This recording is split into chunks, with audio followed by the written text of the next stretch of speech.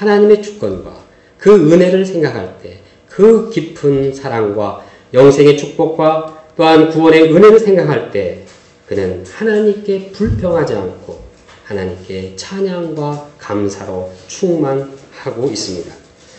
우리가 하나님의 주권과 하나님의 은혜를 영접할 때 우리의 인생이 행복할 뿐만 아니라 거기에 생명의 열매를 맺고 거기에 구원의 열매를 맺고 또한 이 주위에 많은 사람들에게 좋은 영향을 끼치게 됩니다. 얼마나 행복하고 기쁜 일인지요. 하나님의 주권과 은혜가 있을 때 이 세계는 점점 하나님의 사랑과 하나님의 영생과 하나님의 구원의 역사가 충만해져서 이 세계는 더 아름다운 세계로 성장하게 됩니다. 그러므로 우리 모두가 하나님의 주권을 영접하고 하나님의 은혜를 함께 누리는 자 되기를 기도합니다.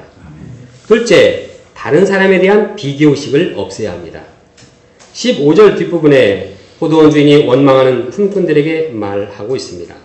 내가 선함으로 네가 악하게 보느냐? 여기서 악하게 보느냐는 구절을 NIV 성경에 보면 are you envious? envious? 네. 네, 오리지널 사운드로 네, 내가 질투하느냐라고 표현했습니다. 먼저 온 자들이 불평한 이유는 자기들이 받을 보상을 받지 못했기 때문이 아닙니다. 그들은 받을 만큼 받았습니다. 자기보다 적게 일한 자들이 자기들과 동일한 보상을 받았기 때문에 불평한 것입니다. 그들은 주인이 나중에 들어온 자들에 대해서 관대하게 대한 것을 질투한 것입니다.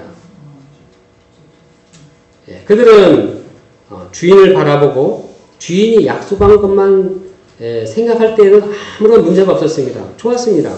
그러나 늦게 온 자들을 바라보면서 문제가 생겼습니다. 그하고 비교하다 보니까 이제 주인의 약속도 잊어버리고 그 은혜도 잊어버렸습니다. 주인이 쟤를 저렇게 일대를 줬는데 나는 어떻게 되느냐 하고 그 사람과 비교하면서 문제가 생겼습니다. 그들은 비교의식에 빠져 마음이 어둡게 되었습니다. 나는 12시간 동안 떼 앞에서 허벌나게 일했는데 어떻게 한 사람 1시간밖에 일하지 않는 저 사람하고 똑같이 임금을 받아야 하는가? 그들은 나중에 온 사람보다 더 많이 일했고 더 수고했고 더 고생했는데 왜 그와 똑같이 똑같이 받아야 하는가 필요했습니다. 이처럼 그들을 불평과 원망에 몰아넣었던 원인이 무엇입니까? 그것은 비교의식입니다.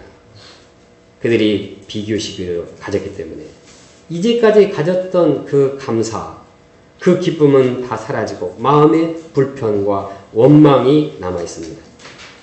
결국 그들은 먼저 왔지만 비교의식 때문에 하나님의 약속을 잊고 은혜를 잊어버리는 유치한 수준의 사람이 되었습니다. 즉 말째요 낮은 자가 되었습니다. 먼저 된 자가 나중에 되어버렸습니다. 그들은 천국 일터에서 일하고 있다고 하지만 비교의식을 가지고 불평함으로써 하나님 나라에는 결코 어울리지 않는 자들이 되었습니다. 따라서 천국의 일꾼된 자는 비교의식을 갖고 다른 사람보다 더 큰 보상을 기대하는 마음을 버려야 합니다. 사실 어떤 자도 하나님께 주신 그 은혜만큼 수고하지는 못했습니다. 다시 말해 어떤 자도 자기 수고와 노력으로 이 엄청난 구원과 영생의 은혜를 얻을 수는 없습니다. 단지 하나님의 크신 은혜로 구원과 영생이라는 은혜를 받은 것입니다. 그러므로 천국 일꾼된 우리는 다른 사람에 대한 비교의식을 버리고 하나님께서 베푸신 은혜를 감사하면서 그 은혜 가운데 기쁜 마음으로 일해야 합니다. 셋째, 공로주의 의식을 버려야 합니다. 비교의식은 비교의식만으로 끝나지 않았습니다. 나중 온 품꾼에 대한 비교의식을 갖고 원망하는 자들은 마음이 점점 자신의 공로에 집중되게 되었습니다. 다른 사람에 대한 비교의식은 나에 대한 공로로 자꾸 이어지고 있습니다. 그리고 이제 그 사람에 비해서 내가 얼마나 열심히 일했는데 하는 그런 생각으로 이어집니다. 더 나아가서 이것은 보상심리로 이어집니다. 비교의식, 이것이 자기 공로로 이어지고 또 자기 공로는 보상심리로 이어지고 결국 원망과 불평으로 이어지게 되었습니다.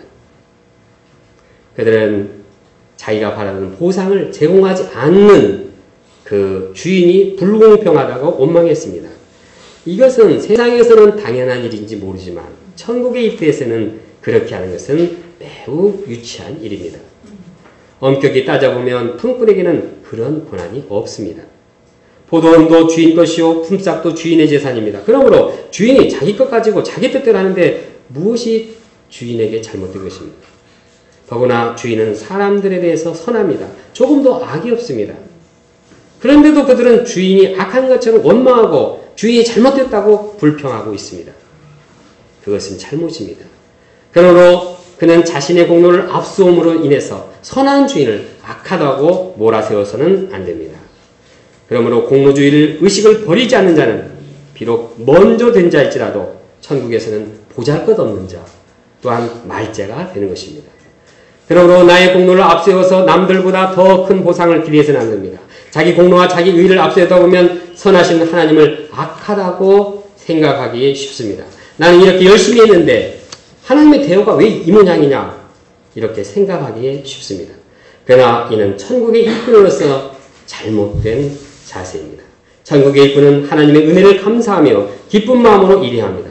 천국의 일터에 먼저 들어와 더 많이 일하고 더 많이 수고하고 더 고생한 것도 감사한 일이고 늦게 들어와서 덜 일하고 덜 헌신하고 덜 고생한 것도 감사한 일입니다. 우리 모두가 다 하나님 나라를 보상으로 받기 때문에 어떤 경우든 일하게 된 것이 다 감사한 일입니다. 사도 바울을 생각해 보십시오. 사도 바울은 주님을 위해서 수고하고 애쓴 것이 다른 모든 사도보다 더 크다고 했습니다. 그는 고백했습니다. 내가 모든 사도보다 더 많이 수고하였으나 내가 한 것이 아니요 오직 나와 함께 하신 하나님의 은혜로라. 그는 모든 사도보다 더 많이 수고했다고 해서 더 많은 보상을 더 많은 액수를 요구하지 않았습니다. 오히려 자기가 수고한 그것을 하나님의 은혜로 여겼습니다. 그 수고한 자체를 하나님의 은혜로 여겼습니다. 이처럼 천국 일꾼은 자신을 불러주시고 천국에서 일하게 한 그 은혜 자체를 항상 감사하고 그 일하는 것 자체를 이제 하나님의 은혜로 여기는 것입니다. 돌이켜볼 때 저는 열등감과 정욕의주를 지은 자로서 천국과는 거리가 먼 자요 천국에 초청받을 자격이 없는 자였습니다. 그러나 하나님께서는 이러한 저를 사랑하시고 천국으로 초청하셨습니다. 저는 하나님의 은혜로 구원과 영생의 축복을 덧입게 되었습니다. 마치 오후 5시에 그 부름받음처럼 내가 한 일이 없지만 하나님의 크신 은혜는 저를 감동시켰습니다. 뿐만 아니라 천국의 일꾼으로서 소망스러운 캠퍼스 복음 역사, 세계 선교 역사에 동참하게 되었습니다. 저는 영적인 생명을 주신 하나님께 감사하고 행복하고 기쁨이 넘치는 인생을 살게 되었습니다. 또 하나님께서는 생명의 열매들도 주셨습니다. 캠퍼스 재학 시절에 이제 2-3년 예수님을 영접하고 처음 2-3년 동안에 하나님께서 한 교회에 30여 명의 동역자들을 보내주셨습니다. 그때 저는 하나님의 은혜에 너무나 황홀해서 감사가 충만했습니다. 그런데 세월이 지나면서 먼저 온 풀과 같이 제가 은연중 하나님을 불평하는 마음이 생기기 시작했습니다. 즉 다른 사람에 대한 비교의식이나 자신의 공로의식이 서서히 내면에 자리 잡고 있음을 발견합니다.